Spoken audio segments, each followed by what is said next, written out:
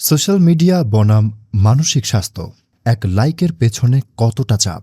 Social মিডিয়ার যুগে আমরা তথ্যের চেয়েও বেশি সময় ব্যয় করছি তুলনার জগতে। ইনস্টাগ্রাম, টিকটক কিংবা ফেসবুক, এই প্ল্যাটফর্মগুলো এখন শুধু বিনোদনের মাধ্যম নয়, বরং হয়ে উঠেছে আত্মমূল্যায়নের এক নতুন মানদণ্ড। কিন্তু প্রশ্ন হচ্ছে, এই দৌড়ের মাঝেই কি আমরা হারিয়ে ফেলছি নিজের ভেতরের মানসিক স্থিতি? গবেষণায় দেখা গেছে, সোশ্যাল মিডিয়া অতিরিক্ত ব্যবহারে অনেক ক্ষেত্রেই উদ্বেগ ও হতাশা বাড়িয়ে তোলে। বিশেষ করে তরুণ প্রজন্মের মধ্যে এটি একটি নতুন মানসিক চাপে পরিণত হয়েছে। ইনস্টাগ্রামে যখন আপনি কারো নিখুঁত ছবি বা বিলাসবহুল জীবনযাপন দেখেন, তখন নিজের জীবনকে তুলনায় ফেলে হতাশ বোধ করা স্বাভাবিক হয়ে দাঁড়ায়। অথচ আমরা ভুলে যাই, এই প্ল্যাটফর্মে দেখা যায় শুধুমাত্র জীবনের সাজানো অংশ, বাস্তবতা নয়। বিশেষজ্ঞরা বলছেন, সোশ্যাল মিডিয়ায় অতিরিক্ত সক্রিয়তা ডোপামিন রিওয়ার্ড লোভ তৈরি করে। অর্থাৎ একটার পর একটা স্ক্রল, একটার পর একটা লাইক বা কমেন্টের জন্য আমরা মানসিকভাবে নির্ভরশীল হয়ে পড়ি।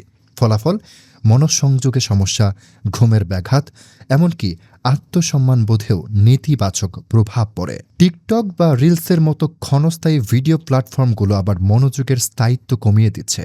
দ্রুত ও চটকদার কন্টেন্টের অভ্যেস আমাদের দীর্ঘমেয়াদী মনোযোগ ও ধৈর্যকে ক্রমাগত ক্ষয় করছে।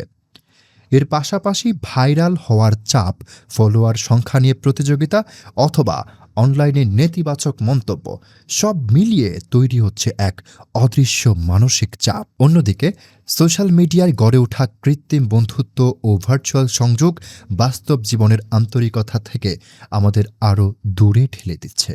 অনেকেই নিজের দুঃখ কিংবা হতাশা প্রকাশ করতে গিয়ে পাচ্ছেন না প্রয়োজনীয় সহানুভূতি, বরং সম্মুখীন হচ্ছেন অবহেলা কিংবা উপহাসের। তবে পুরো বিষয়টিকে একপাক্ষিক বলার সুযোগ নেই।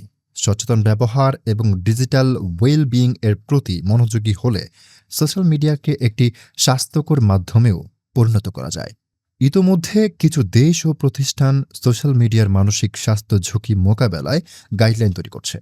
প্রশ্ন হলো, এই প্ল্যাটফর্মগুলো কি আমাদের সংযোগ বাড়াচ্ছে নাকি একাকিত্বকে আরও গভীর করে তুলছে?